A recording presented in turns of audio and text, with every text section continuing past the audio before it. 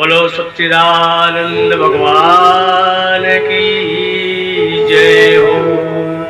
बोलो आनंद कंद भगवान की जय हो।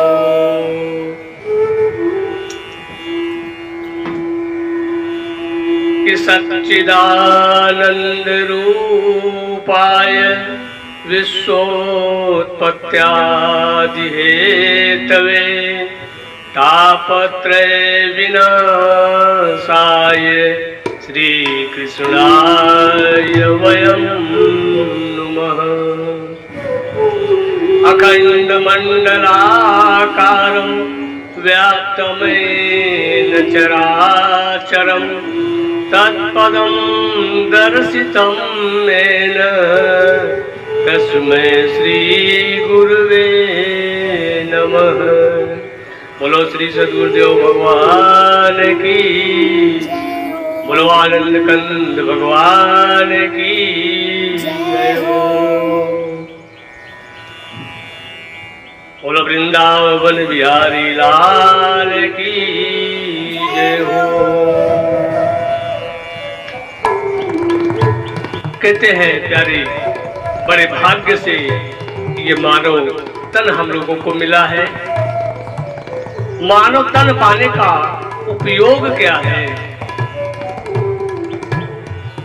वही शरीर धन्य है, वही ये जन्म पाना धन्य है, जिसको पाने के बाद दोबारा जन्म न लेना पड़े।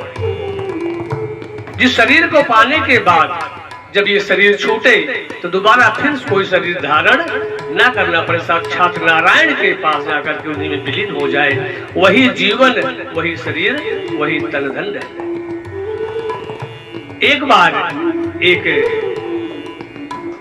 शिष्य ने अपने गुरु से प्रश्न किया कि महाराज मैं एक चीज जानना चाहता हूं, कृपया करके आप मुझे मेरे इस प्रश्न का उत्तर बता दें। मैं बहुत चिंतित हूं महाराज, मैं ये जानना चाहता हूं कि ये मानव का कल्याण कैसे हो, कल्याण का उपाय मुझे कुछ बता दें महाराज। गुरुदेव यदि आपके ऊपर, आपकी कृपा मेरे ऊपर है, आप मुझे अपना परम शिष्य मानते हैं, तो महाराज कृपा करके मेरे इस संशय को दूर करें। बोले क्या चाहते हो बेटा, बताओ तुम्हारा प्रश्न क्या है, क्या सुनना चाहते हो, क्या जानना चाहते हो।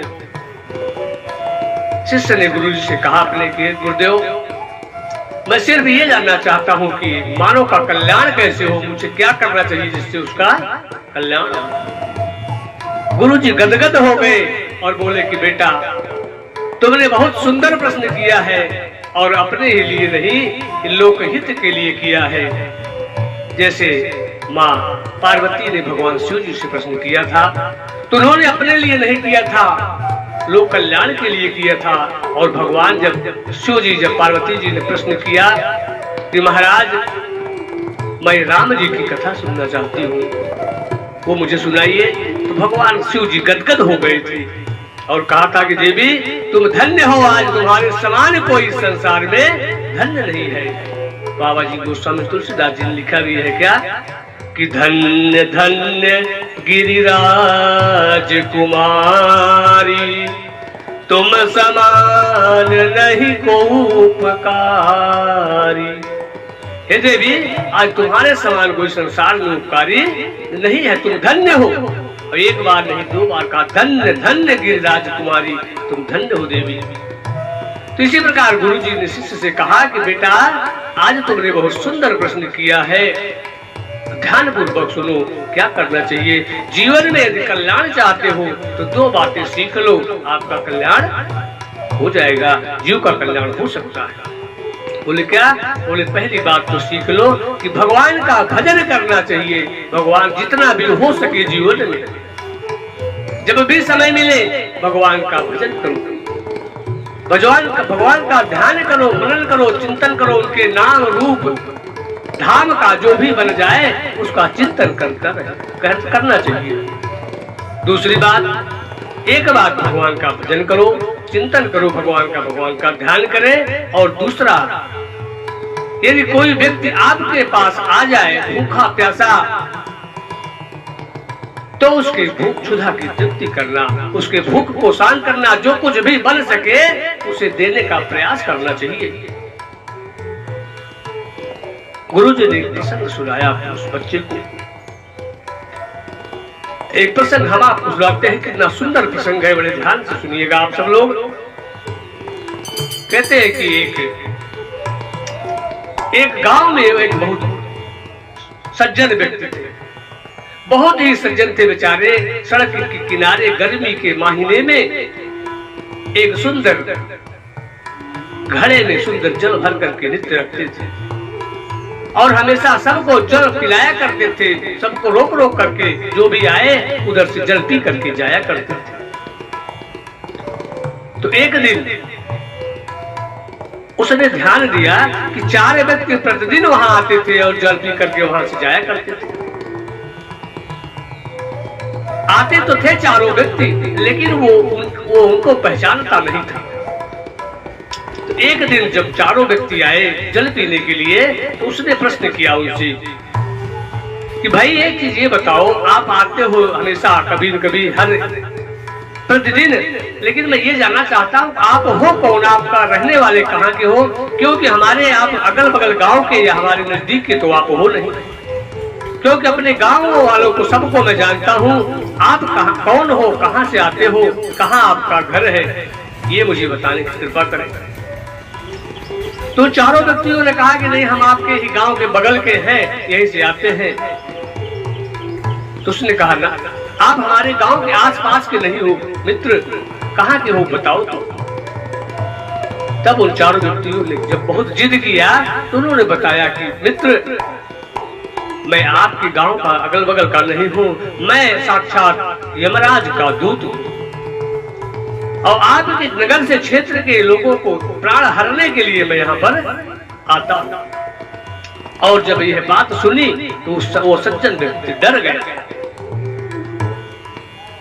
सज्जन व्यक्ति डर गया और जब डर गया तो उसने पूछा, फिर धैर्य रख के अपने मन को धीरज दिया और फिर पूछा, अच्छा आप मेरे मित्र, आप अगर यमराज के दूत हैं तो हे मित्र, मेरा क्या एक काम आप कर सकते हैं? उसने यमराज के दूतों ने कहा, बताइए मित्र, क्या चाहते हो, क्या पूछना चाहते हो, क्या काम है आपका? उस व्यक्ति ने कहा कि महाराज, मैं एक चीज जानना चाहता हूँ कि आप हमें ये बताने की कृपा करें कि मेरी मृत्यु कब होगी और किस प्रकार होगी, किस कारण से होगी मेरी मृत्यु, ये मुझे बताने की कृपा करें। यमराज के दूतों ने कहा कि मित्र, यद्यपि यह बताना उचित नहीं है, बड़ा मुश्किल कार्य है, किसी को बताया नहीं जाता, लेकिन फिर उसने निवेदन किया कि नहीं मित्र, आप कृपा करें मेरे पर थोड़ी सी और मेरा सहयोग करें। तब उसने कहा, यमराज के दूतों ने कहा, ठीक है, हम आज आ जा करके देखेंगे और कल आपको बताएंगे। यमराज के दूत चले गए। अब वो प्रतीक्षा में अगले दिन बैठा रहा, जल का प्याऊ लेकर के घड़े को ले लगा करके बैठा, इंतजार करता रहा कि कब वो लोग आए और मेरे प्रश्नों का मुझे उत्तर मिले। 4 यमराज के दूत आए और उन्होंने उनको स्वागत किया, जल पिलाया, ठंडा जल, और कहा कि मित्र, अब मुझे आप बताएं कि मेरी मृत्यु कब होगी और किस कारण से होगी। यमराज के दूत बेचारे बड़े दुखी थे, बड़े चिंतित थे। 4 दूत बड़े दुखी। उस सज्जन व्यक्ति ने पूछा कि महाराज, आप इतना दुखी क्यों हैं?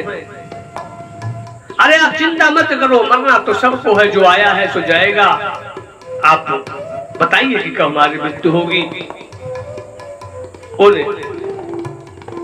दूतों ने बताया कि महाराज मित्र, आपकी मृत्यु जो है, आपके विवाह के अगले दिन, जिस दिन आपका विवाह संपन्न होगा, उसके अगले दिन, विवाह के प्रथम रात्रि के दिन आपकी मृत्यु और ठीक 12 बजे होगी।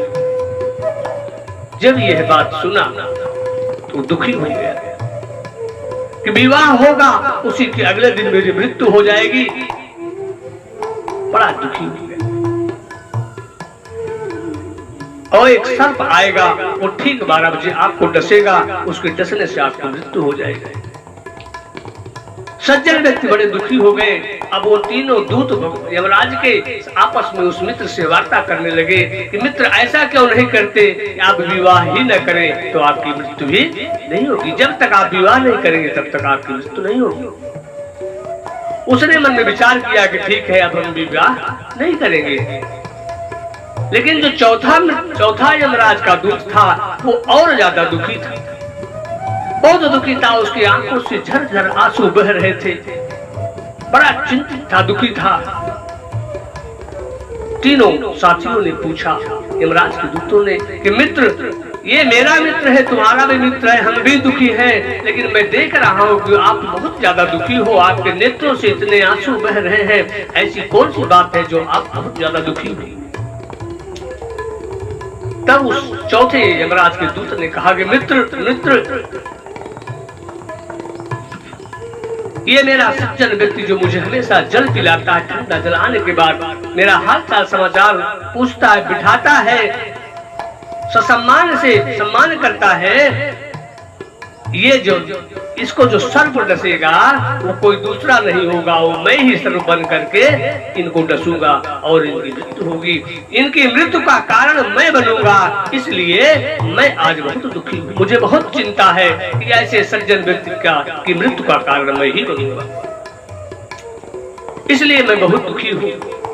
सबने विचार किया कि तुम शादी मत करना, जब शादी नहीं करोगे तो तुम्हारी मृत्यु भी नहीं होगी। यह बता करके दूत चले गए। और इधर अब वो सज्जन व्यक्ति भी विवाह करने की इच्छा को छोड़ देता है। लेकिन कब तक विवाह चलेगा, चूंकि इस बात को सिर्फ वो जानता है, उसके माता पिता तो जानते नहीं। अब जब उम्र कुछ और बड़ा हुआ तब उनके माता पिता लोग शादी वाले आने लगे और विवाह की चर्चा चलने लगी। अब उसने सोचा कि किस प्रकार से कहो कि मैं शादी नहीं करना चाहता। कुछ दिनों तक टाल मटोल किया, लेकिन अंत में एक दिन ऐसा आया कि उनकी शादी की डेट फिक्स हो गई, तय हो गई। शादी तय हो गई और अब सब धीरे धीरे बारात की तैयारी होने लगी। बारात भी गई, सुंदर ढंग से विवाह संपन्न हुआ और विवाह होकर के बहू को लेकर के उनके माता पिता और वो सज्जन व्यक्ति अपनी पत्नी को लेकर के आए। उस दिन बढ़िया सुंदर भोज किया गया, सारे नगर वासियों को बुला करके सुंदर भोज कराया उसने। और धीरे धीरे भोजन करते, प्रसाद ग्रहण करते काफी समय रात्रि बीत गई। लगभग 11 बज गए, तब तक सब लोग भोजन करके अपने अपने घर को चले गए। अब वो सज्जन व्यक्ति जब समय मिला, निवृत्त हुआ अपने काम से, तब अपने कक्ष में जाने लगा। और जो उसका कमरा था फर्स्ट फ्लोर पर था, उसका कमरा, सीढ़ी बनी हुई थी, सीढ़ी से चढ़ करके ऊपर जाना पड़ता था। अब वो जब सज्जन व्यक्ति अपने कमरे में कक्ष में जाने लगे, आधी सीढ़ी चढ़ चुके थे कि इतने में देखते हैं कि एक काला काला सर्प वहां पर फनफनाता हुआ करके पहुंच जाता है। जब सर्प पहुंचा, उस व्यक्ति ने देखा, सज्जन व्यक्ति ने, तो उसको उनका स्वागत किया, दंडवत किया। आइए मित्र, आप आ गए। क्योंकि दोनों जानते हैं लोग इस बात को। उन्होंने पूछा, मित्र आ गए, आइए आपका स्वागत है, आप अपना कार्य संपन्न करें, आप मुझे डसे। उस यमदूत ने कहा कि मित्र, आपकी मृत्यु ठीक 12 बजे होगी, इसलिए मैं चाहता हूं कि अभी मैं आपको न डसूं, आपको कोई कष्ट ना हो। ठीक 12 बजे आपको डंक मारूं और उसी समय आपके प्राण निकल जाएं। तो अभी तो कभी काफी समय बचा हुआ है, इसलिए मैं चाहता हूं कि अभी आपको डसूंगा नहीं। दोनों लोग आपस में बात करने लगे, खूब बढ़िया सुंदर सुंदर बात करने लगे। और इसी में उनको याद आया कि चलो क्यों न तब तक, जब तक समय है, कुछ भगवान का भजन कर लिया जाए। और वो दोनों लोग भगवान का भजन कीर्तन और उनका ध्यान करने लगे। तो भजन कीर्तन ध्यान करने लगे और ध्यान करते करते और समय बीत गया। अब ये जो दोनों बातें आपस में बात कर रहे थे, इस बात को उस सज्जन व्यक्ति की पत्नी जो नई नई बहू आई थी, उस अपने कमरे से सारी बात को सुन ली थी कि ठीक 12 बजे ये सर्प डसेगा और ये हमारे स्वामी की मृत्यु हो जाएगी। अब वो बड़ी दुखी है, इतने सपने सजो करके बेचारी आई है कि आज जो है हमारा विवाह संपन्न हुआ है, हमारे स्वामी आएंगे, अब हमारा जीवन सुख में चलेगा, आनंदमय होगा, दोनों लोग आनंद से जीवन बिताएंगे। लेकिन जैसे ही इस बात को सुनी वो दुखी हो गई कि न जाने मैंने कौन से कर्म किए थे जिस कर्म का फल हमको ये मिलेगा कि पहले ही दिन हमारे स्वामी हमारे पति की मृत्यु हो जाएगी, एक भी दिन उनके साथ गुजार नहीं पाएंगे।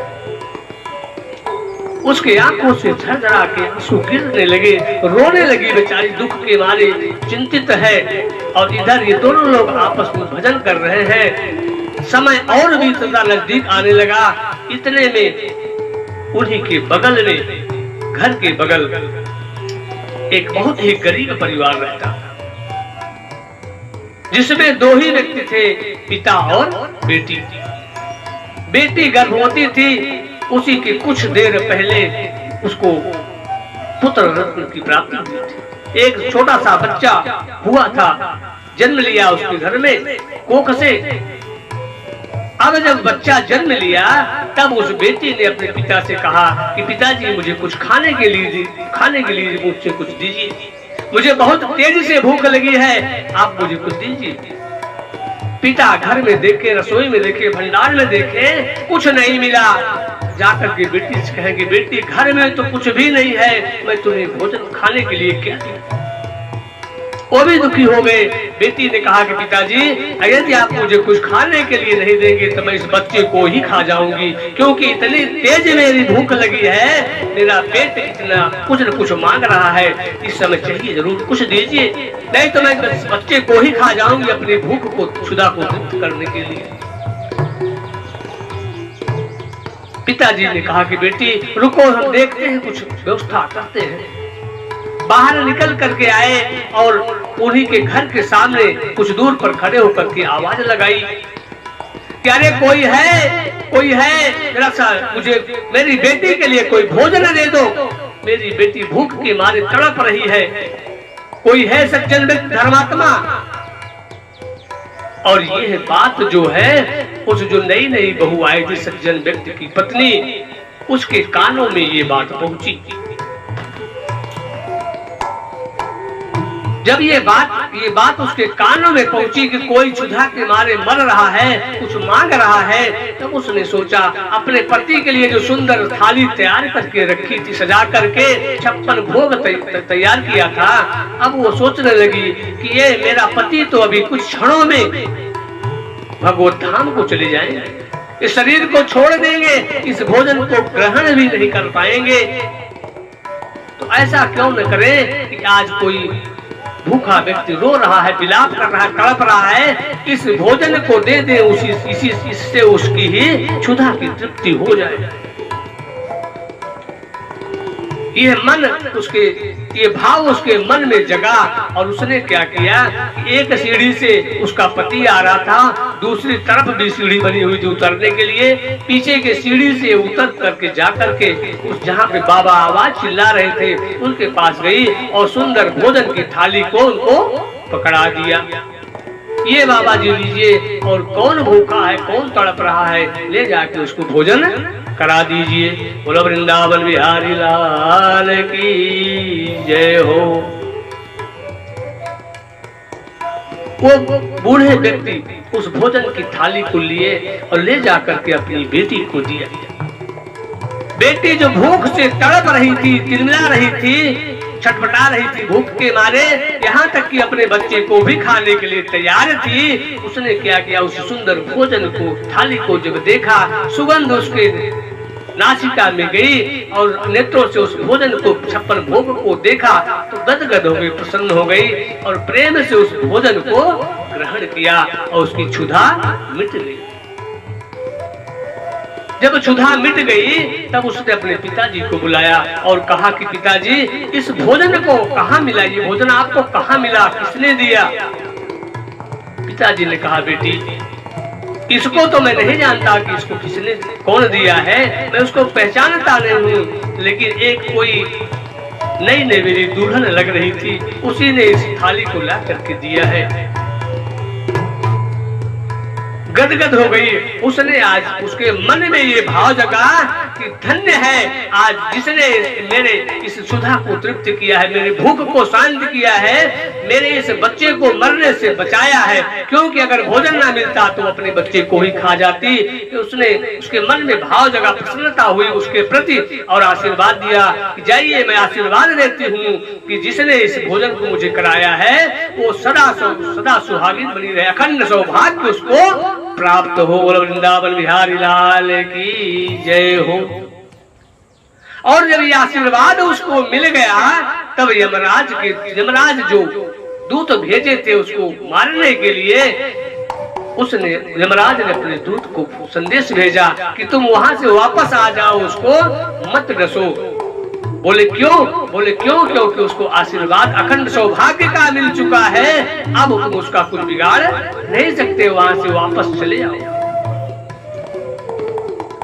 वो जो काल रूपी सर्प वहां यमराज का दूत गया था सर्प बन करके, वो वहीं से उनको दंडवत किया और मित्र करके कहा, मित्र आप धन्य हो, अब तो मुझे वापस जाना पड़ेगा।